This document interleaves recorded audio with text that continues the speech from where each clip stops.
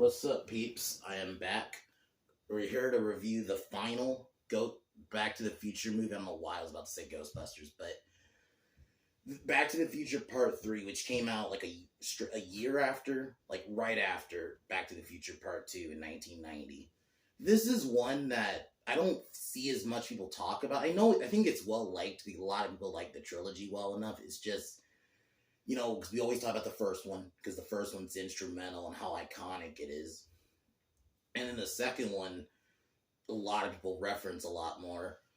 But I've always liked this one. I like the Western setting. I gotta give Thomas Wilson, he plays Biff in these movies.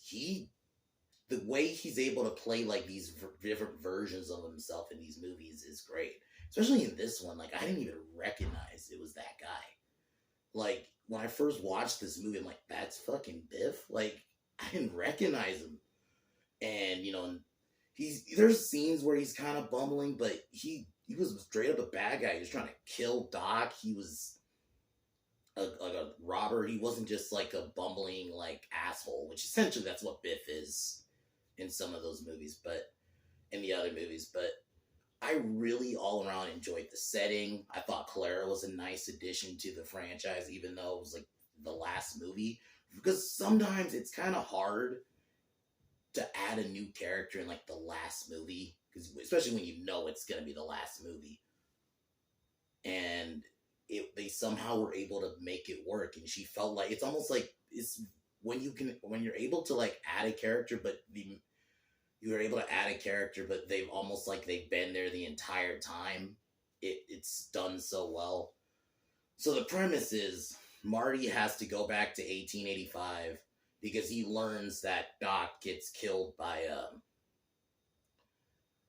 Mad Dog Tannen, which is Biff's great grandfather. So he travels back to 1885 to bring him back, because it basically, I love how these movies always kick off from the last one. Like, so they basically kick off from the ending of the second one, where Marty's back in 1955 and he has to tell Doc.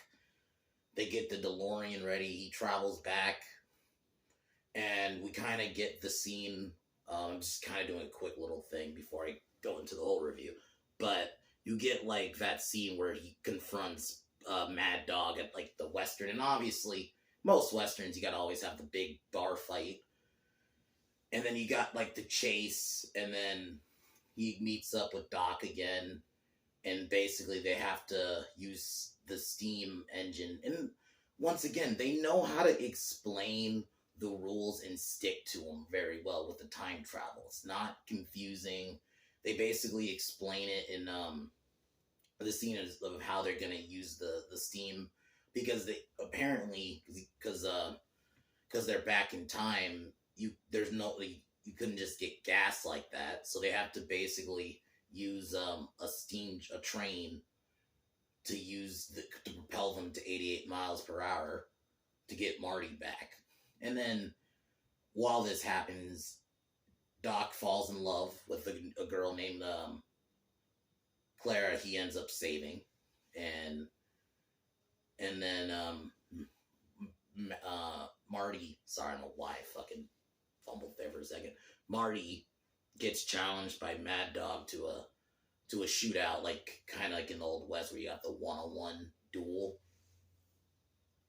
and basically Marty has to try to survive to get back. So, but they're able to tie everything back.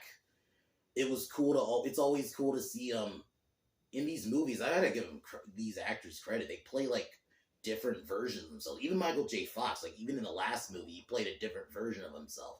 In this, he was Seamus, which is an ancestor of his, and then you have Leia Thomas. You have a cameo from her, and the way they're able to tie it all together to make this, probably, in my opinion, Back to the Future is one of the great examples of a trilogy.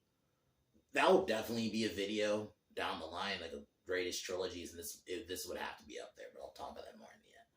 But tomorrow, I'm gonna finally get to Devil's Advocate. I'm probably gonna do that right when I wake up, and then Thursday, like I mentioned, I'm gonna kick off the RoboCop movies, which is gonna be awesome. I love that, especially that first one.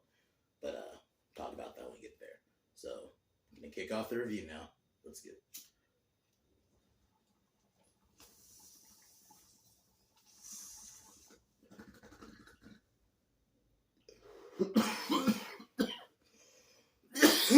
so we kick off from the ending of the second one.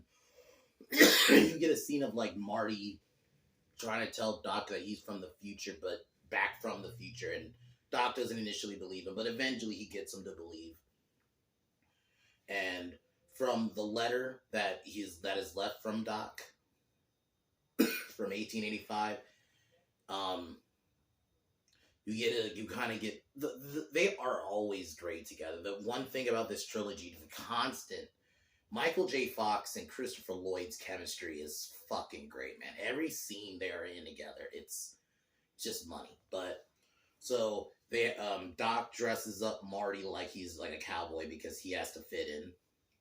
So they get the DeLorean, he travels to 1885. Before that, he sees a photo of his grave, of Emmett's grave, which is revealed that he was killed by Mad Dog Tannen.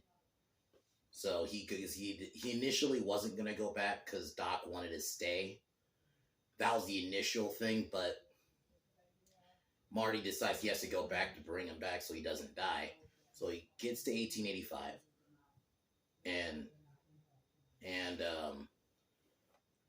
when he gets there, a bunch of Indians show up because there's like this big chase, and they're shooting arrows, which ends up damaging the engine, and he has to hide the DeLorean in a cave. He gets chased by a bear, and then falls down a hill and gets saved by Seamus, a relative of his, and he ends up staying the night. And this is where we get they're like in the movie kind of here and there. They're not like in the whole movie, which was kind of nice. I like that they made this more of a Doc-centric movie, like I mentioned in a lot of these reviews. Like, so the next day, he goes to town.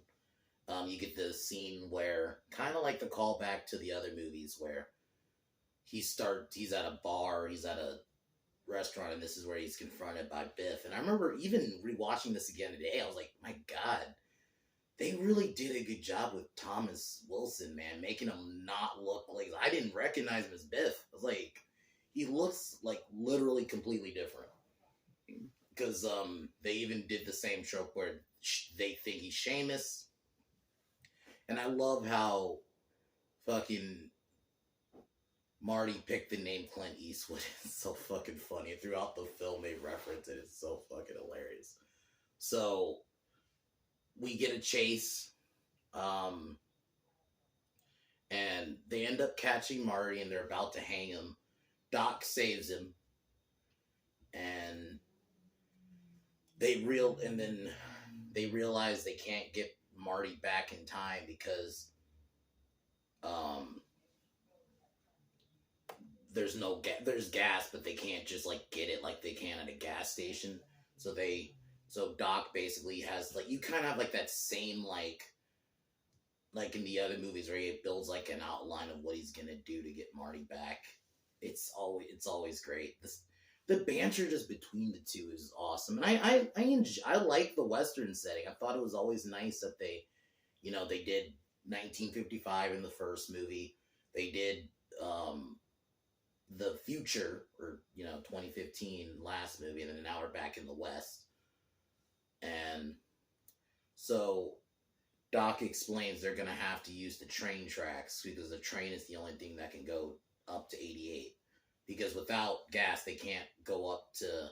They even try having horses tow the car, but it didn't work because they got to get it to 88. So while they're checking something at the train track, Doc ends up saving a girl named Clara, and he instantly falls in love. There's even a thing about these movies; they always pay off every little story point.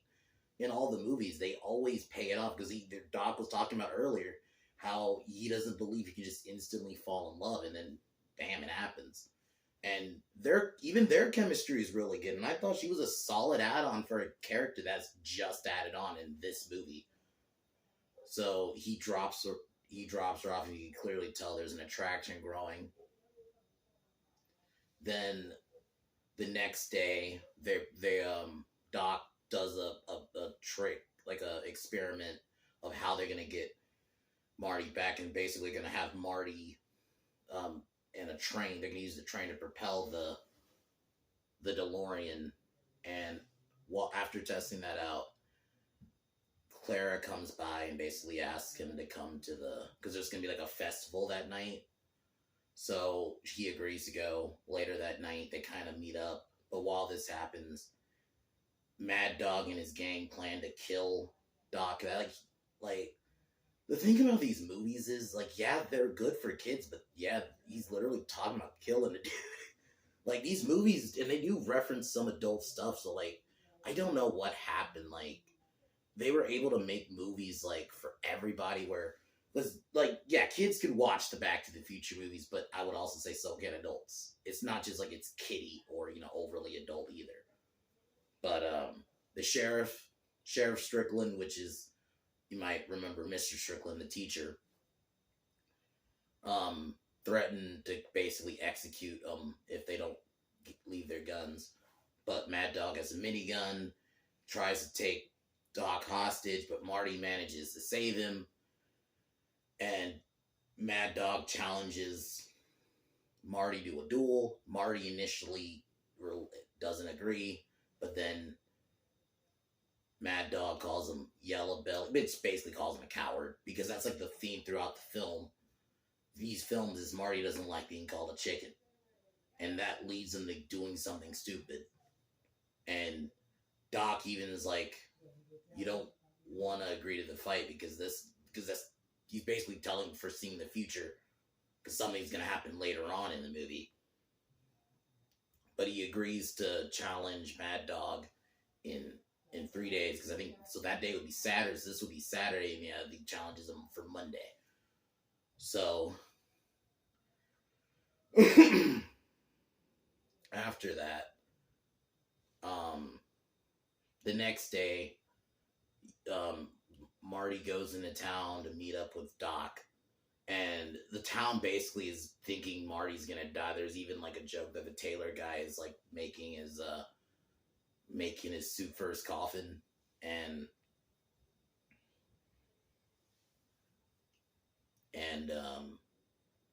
because Marty wants Doc to come back, but Doc wants to stay because he's growing attached to Clara, but he eventually realizes he has to go, so he tells Clara he has to go, but she doesn't believe him that he's from the future, so he overly drinks himself to the point of passing out, because they were camping like that night, and then Doc went off, and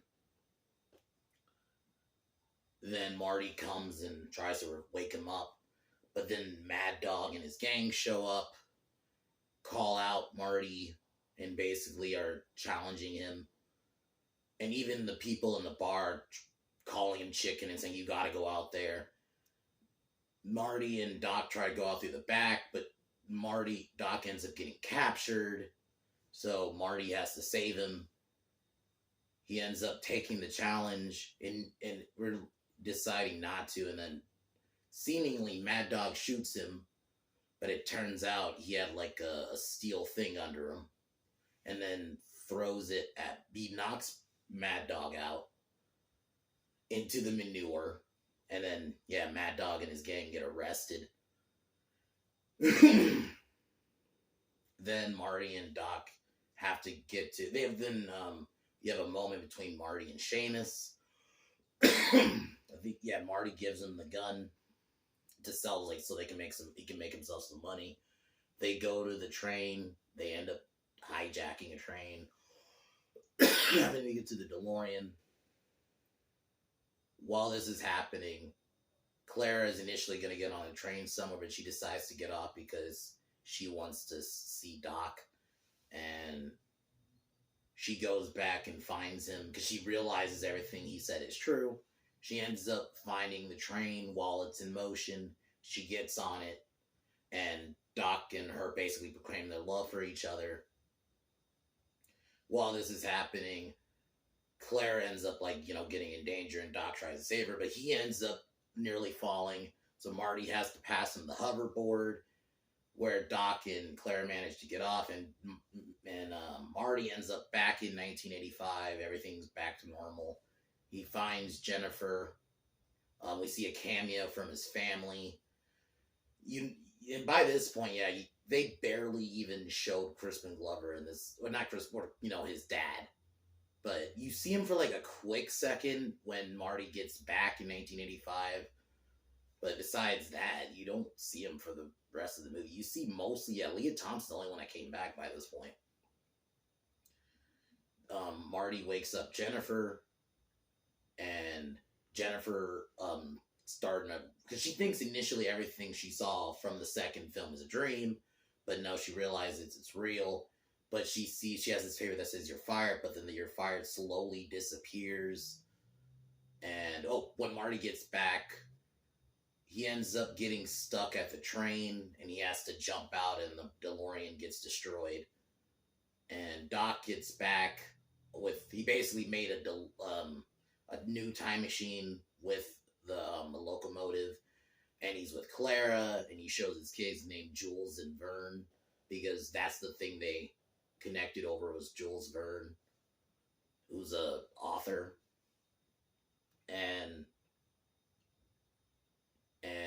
then they go back in time, and then they also Doc tells Jennifer that your future is not set yet, and you can make it your own.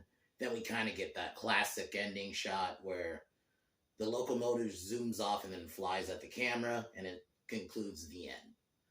I think this movie is really good. It's not, I think I'll admit, two slightly better, but I really do like this movie.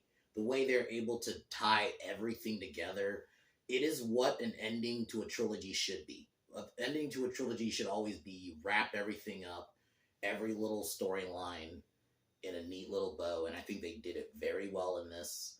I really like that we got some Doc story, more of a Doc story in this, which is no wrong. I like Marty's character, but it was always good to see a little bit.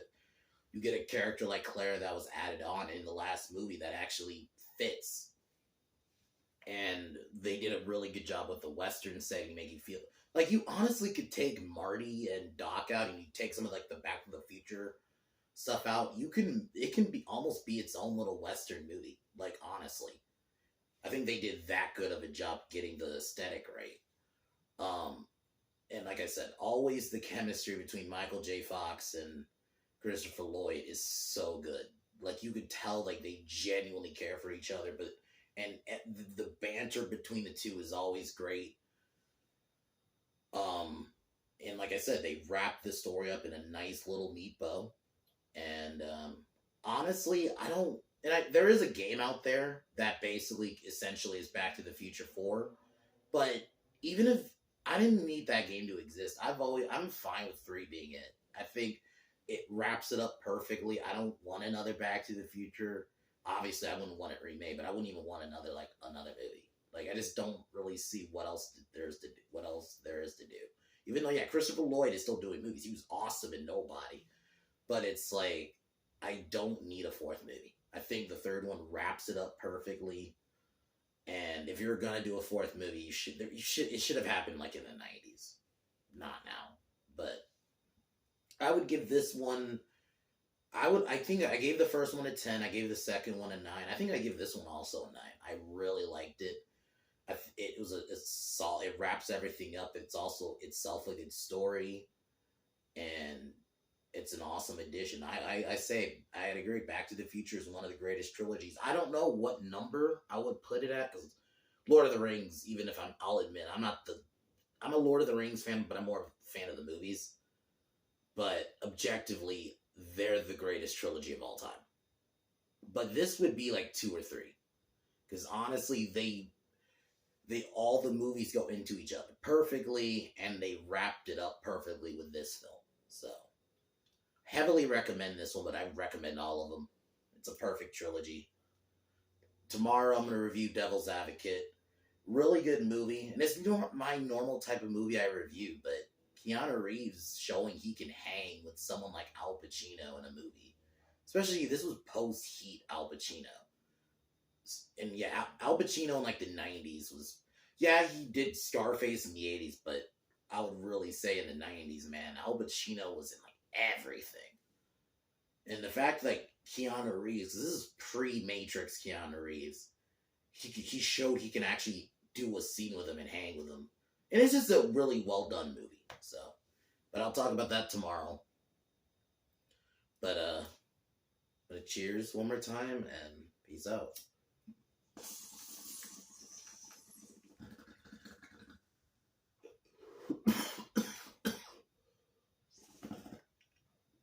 Other than that, fuck Warner Brothers.